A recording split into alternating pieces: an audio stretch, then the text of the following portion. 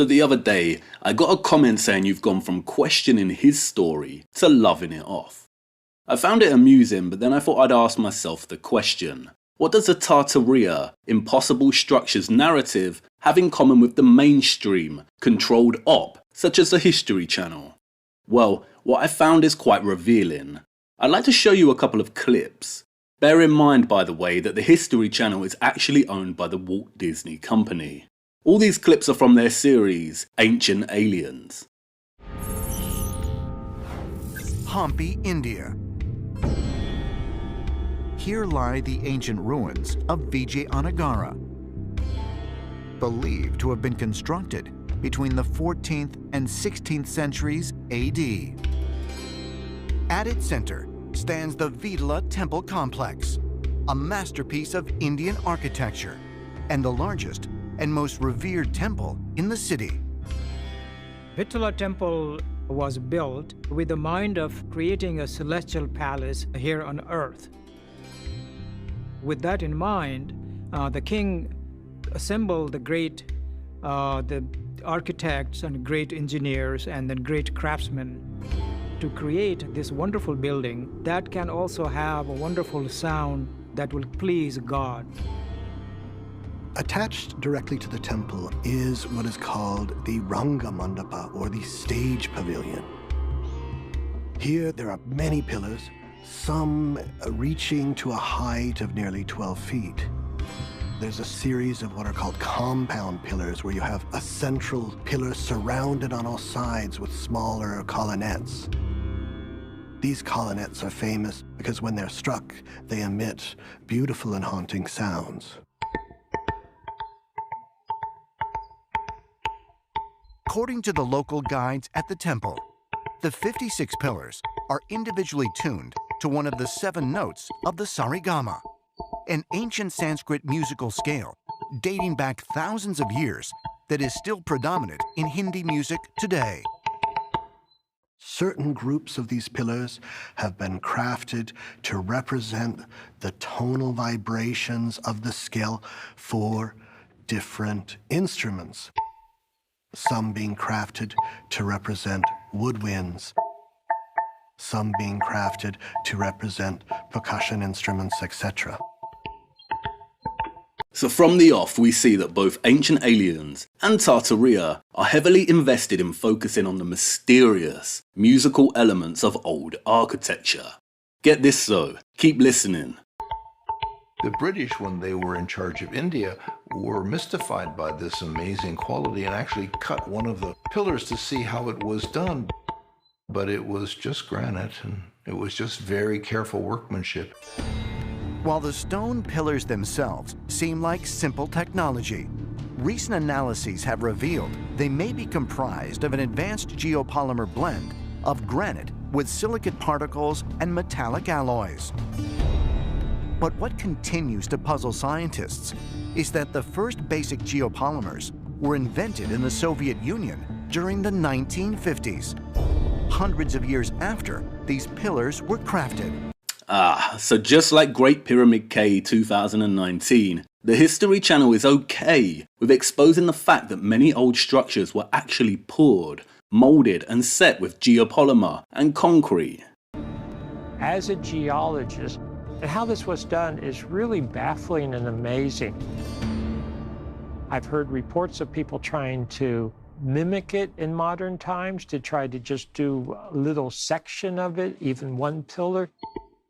And people just haven't been successful. So what were they doing back then? We just don't know.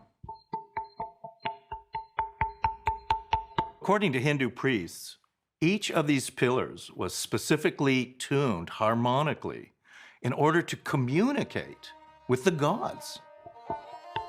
So you have to wonder, did extraterrestrial beings come down and give instructions on creating these specific frequencies?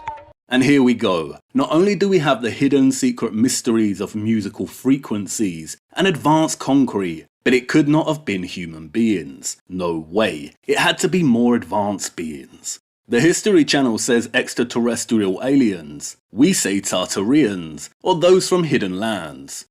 Let's keep watching.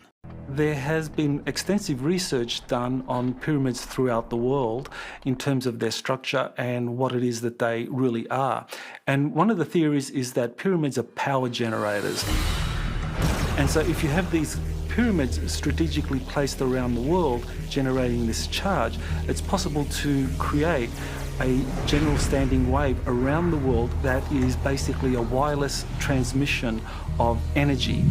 Uh-oh. It isn't just frequency and vibration anymore. The pyramids are power generators. Wireless transmission of free energy redirected across the world. Sound familiar? It's been theorized that ancient ships, extraterrestrials, Tartarians, and those with high technology could use this interconnected wireless energy system to navigate around the planet. And it makes sense that if there was some kind of worldwide pyramid power grid like this, power grid across the world. And they too are obsessed with Antarctica. that Antarctica would have pyramids as well. And if they are actually man-made structures, how is such a thing even possible in a place that has been buried beneath the ice for over 12 million years? According to ancient astronaut theorists, Or Tartaria advocates, Antarctica may not have been a frozen continent for as long as mainstream scientists suggest. And they say proof can be found by examining a 500-year-old map depicting the continent without any ice. Huh, so they also use the same methodology of looking at those old Renaissance maps created by the likes of Mercator and Co. to develop their hypothesis. Yeah, so this is about 4 meters. All right, here's the far corner here. Using the dimensions and the density of one of the basalt stone blocks, Dr. Burton calculates its weight. 250, 2 meters 50. All right, so based on the measurements, you're looking at a weight of about 54 tons. 54 tons then. So 50 tons, give or take. And you have 1, 2, 3, 4 of those monoliths essentially stacked on top of each other at a height of 40 feet. So Gus, what is then the oral history of moving this stone on the island? Well, according to the legends, the stones were flown up here. Rocks were brought from the north and they were flown up here. For generations, the people of Pompeii have told the story that Non Madol was constructed by strange visitors through a process of levitation. According to oral histories, the stones flew to the Non Madol area. How did they fly there, we don't know. The two brothers who started Non Madol, according to Pohnpei legend, were foreigners. They were not from here, so we don't know where they were from. According to legend, the twin sorcerers who created Non Madol were of giant proportions. Levitating stones again, put up at the hands of gigantic advanced beings. Much like the legends of Easter Island, where it is said that giants magically floated the stone moai statues into place. Guys, Tartaria, or the impossible structures hypothesis, is literally ancient aliens in a new coat of paint. They both focus on advanced free cosmic energy and frequency and vibration. Both emphasize that these structures are impossible. Both replace humans with advanced beings. All we've done is trade their silly globe with a flat plane, replace the word alien with Tartarian, and inserted a reset hypothesis to make it more relatable, which, by the way, is not correct. As I have come to learn, these cities are not empty. The reason we see no people in a handful of photographs and whitewashed skies is due to the long exposure times. And you can see that here. Look, ghostly people not caught on camera properly because of long exposure.